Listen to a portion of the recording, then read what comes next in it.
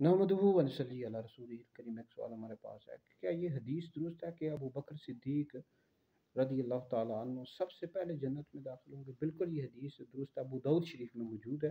نبی پاک علیہ السلام نے فرمایا کہ میری امت میں سب سے پہلے جو بندہ جنت میں داخل ہوگا وہ ابو بکر صدیق رضی اللہ تعالیٰ عنہ ہوں گے۔ تو یہ شان ہے امیر المؤمنین، خلیفہ اول، خلیفہ بلا فصل، یار غار، یار مزار، خلیفہ رسول، حضرت سیدنا صدیق اکبر رضی اللہ تعالیٰ عنہ کی آپ کی یہ شان ہے، آپ کا یہ مرتبہ ہے، مقام ہے کہ آپ کی قبر مبارک بھی روضہ رسول میں نبی کریم علیہ الصلوۃ والسلام کے ساتھ ہے، اور آپ نبی کریم علیہ السلام کے ساتھی ہیں، دوست ہیں، اور انبیاء علیہ السلام کے بعد سب سے افضل ذات ہیں۔ ابو بکر صدیق سب سے افضل ہیں، پھر اس کے بعد حضرت عمر ہیں، پھر حضرت عثمان ہیں، پھر حضرت علی ہیں رضی اللہ تعالیٰ عنہ اجمعین۔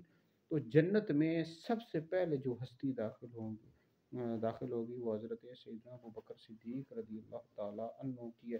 تو آپ پہلے خلیفہ بھی ہیں اور انبیاء علیہ السلام کے بعد سب سے افضل بھی ہیں، تو دنیا میں بھی امت کے آپ سردار ہیں، مسلمانوں کے سردار ہیں، اور جنت میں بھی آپ سردار ہوں گے۔